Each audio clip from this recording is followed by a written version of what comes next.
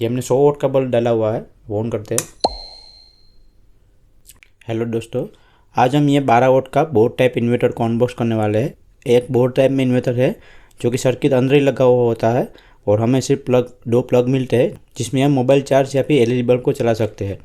यहाँ पे लिखा हुआ है 24 वोल्ट 12 वोल्ट दोनों में काम करेगा और 100 वोल्ट का लिखा हुआ है कॉम्बो। तो फिलहाल हमारे पास 12 वोल्ट की बैटरी है, हम उससे चेक करेंगे और सर्किट को खोल के पता लगाएंगे कि 24 वोल्ट में काम करता है या नहीं करता। और ये 100 वोल्ट लिखा हुआ है, ये भी हम चेक करेंगे कितना आउटपुट देता है। तो बॉक्स को हम खोल लेते हैं यहाँ से। बॉक्स के अंदर इसमें कुछ है नहीं, ये इन्वर्टर है। देखो, एक ऑन ऑफ का स्विच है, दो यूएसबी आउटपुट है डायरेक्ट मोबाइल चार्ज करने के लिए। तो इसको हम पता लगाएंगे कैसा लगा हुआ है। और दो ये प्लग है और यहाँ पे एक पावर की एलईडी लगी हुई है और एक ओवरलोड की एलईडी लगी हुई है। तो ओवरलोड का कैसा सर्किट लगाया हुआ है हम देखेंगे। यहाँ पे लिखा हुआ है डीसी कन्वर्टर, मतलब 12-24 दोनों में काम करेगा जैसे हमने पहले देखा था। तो ये पहले हम 12 वोल्ट में चेक करते हैं, 24 वोल्ट की बैटरी हमारे पास नहीं है तो 12 वोल्ट में चेक करते हैं और फिर इसको खोलते हैं और देखते हैं अंदर कैसा सर्किट लगाया हुआ है। देखो, ये पूरा प्लास्टिक बॉडी में है और दूसरा कुछ नहीं। ये साइड सिर्फ आप यहाँ पे दोनों पे स्क्रू करके इसको ऐसे लगा सकते हो और ये बैटरी में लगा के इसको यहाँ पे डायरेक्ट मोबाइल चार्ज कर सकते हो। तो हम इसको पहले चेक करते हैं। देखो, हमारे पास ये 12 वोल्ट की बैटरी है, 12 वोल्ट 7.5 एम्पियर की बैटरी है ये। तो अब इसको कनेक्शन करते हैं। देखो, इसमें खास बात ये होती है जब भी हम कनेक्शन करें तो ये नेगेटिव पॉजिटिव को देख के करें, क्योंकि इसमें कभी कभी रिवर्स प्रोटेक्शन के लिए डायोड नहीं लगा होता है तो ये जल जाता है जल्दी, मतलब एक बार देने से ही जल जाता है। तो ये हमें ये हर बार ध्यान रखना है। तो हम कन्वर्टर को यहाँ से एक को पॉजिटिव में और एक को नेगेटिव में जोड़ देते हैं। अब हम ऑन कर देते हैं यहाँ से। यहाँ पे ग्रीन लाइट जल रही है। अब पिन डाल के चेक करते हैं ये बल्ब कैसा जलता है। पहले हम उसको ऑफ कर देते हैं यहाँ से। और इसमें शायद रिले लगा हुआ है, क्योंकि हम जब ऑन करते हैं तो आवाज़ नहीं आती, लेकिन ऑफ करते हैं तो आवाज़ आती है। तो रिले शायद लगा हुआ है। अगर रिले लगा होगा तो बहुत अच्छी बात है, तो हम खोलेंगे तब पता चल जाएगा। ये हमने 100 वोल्ट का बल्ब डाला हुआ है, वो ऑन करते हैं। देखो, फास्ट तो नहीं जल रहा, थोड़ा कम ही जल रहा है, तो शायद 70 वोल्ट का जल रहा है। अब इसका आउटपुट कैसा है हमें नहीं पता। और अभी तक ओवरलोड की लाइट यहाँ पे जली नहीं है कि 7.5 एम्पियर की बैटरी है। 100 वोल्ट का बल्ब इस बैटरी से नहीं चलेगा, ये बैटरी पावर नहीं दे सकती इतना।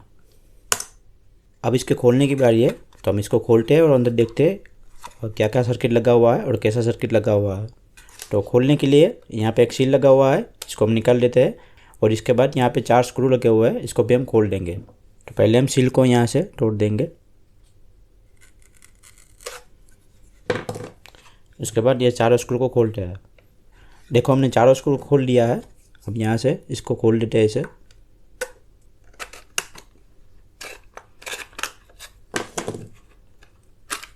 देखो, खुल गया। देखो,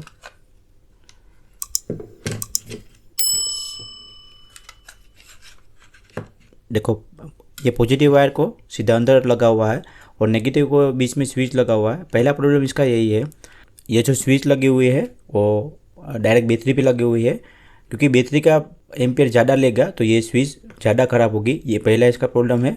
इसको स्विच को आईसी में लगाना चाहिए, आईसी का पावर के साथ लगाना चाहिए, इसमें स्विच नहीं जलेगी। तो पहला इसका प्रॉब्लम यही है। यहाँ पे रिले पे लगा हुआ है तो ये ऑटो कट का काम भी करेगा शायद ओवरलोड में। तो पहले हम इस सर्किट को बाहर निकालते हैं और पता लगाते हैं अंदर क्या क्या लगा हुआ है। देखो, ये हमने खोल दिया है, दोनों स्क्रू को निकालते हैं बाहर।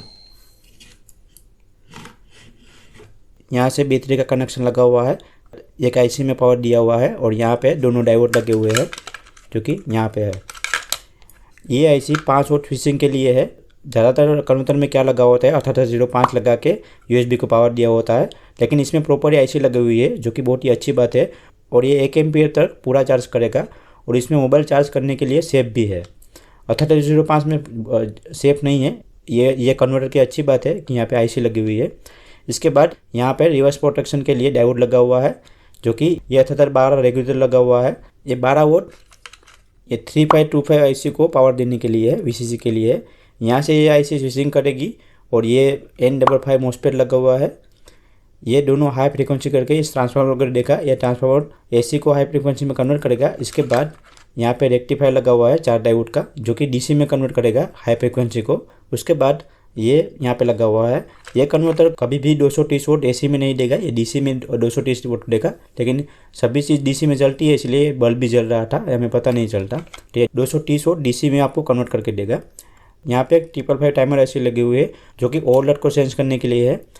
यहाँ पे ऐसा मैकेनिज्म लगा हुआ है, यहाँ पे अगर बहुत ही ज़्यादा हम लोड देंगे तो ये ऐसी ओवरलोड करेगी, हमें इंडिकेट भी करेगी। और यहाँ पे LM358 ऑप एम्प IC लगी हुई है जो कि ये रिले को ऑफ कर देगा। और ये जो ऑप एम्प IC लगी हुई है ये रिले के लिए है। ये 555 IC ये IC को सिग्नल देगी। इसके बाद ये IC सभी को चेंज करके यहाँ पे 352 IC वो लगी हुई है, इसको ये फीडबैक देगा कि कितनी स्विचिंग में काम करना है। इसी वजह से ये 12 वोल्ट पे भी काम करेगा, 24 वोल्ट पे भी काम करेगा। देखिए जनरली क्या होता है कि यहाँ पे जिसका वाइंडिंग होता है ये 12 वोल्ट और 24 वोल्ट के हिसाब से वाइंडिंग इसमें किया हुआ होता है। लेकिन जब भी हम इसका वाइंडिंग का कैलकुलेशन करते हैं तो इसमें फ्रीक्वेंसी भी होती है, तो फ्रीक्वेंसी के हिसाब से इसका वाइंडिंग का कैलकुलेशन होता है। तो ये सिर्फ फ्रीक्वेंसी को चेंज करके 12 वोल्ट या फिर 24 वोल्ट दोनों में काम करेगा। और मैंने इसका चेक भी किया हुआ है, ये 24 वोल्ट में प्रॉपर ही काम कर रहा है। और यहाँ पे जो LM358 IC लगी हुई है ये रिले को भी सेंस करेगी, मतलब इसको सिग्नल के बाद ही ये रिले ऑन होगा। तो ये रिले AC को ऑन ऑफ करेगा, मतलब AC को ही पावर कट कर देगा। तो हमारा जो भी इक्विपमेंट है वो सेफ रहेगा।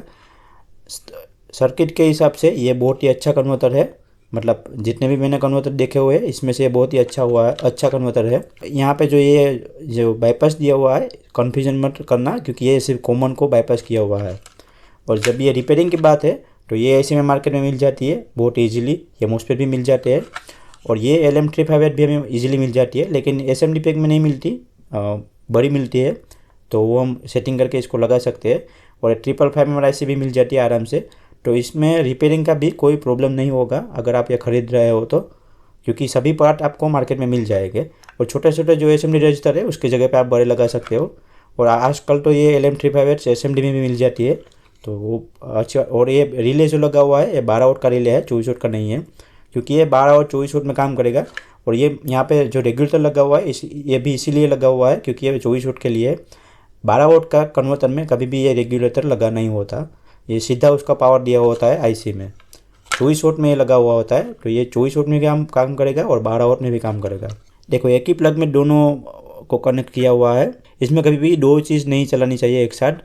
या तो आप एक LED बल्ब चलाइए या फिर आप चार्जर चलाइए, दोनों साथ में मत चलाइए, क्योंकि इसमें वोल्टेज ड्रॉप होते हैं तो इसके लिए प्रॉब्लम होता है। लेकिन ये अच्छा है कि ये कट कर देगा पावर को, ये बहुत ही बढ़िया है। ये सर्किट के हिसाब से ये कन्वर्टर अच्छा है। जो हमने पहले कन्वर्टर रिव्यू किया था इससे तो ये बहुत ही अच्छा है।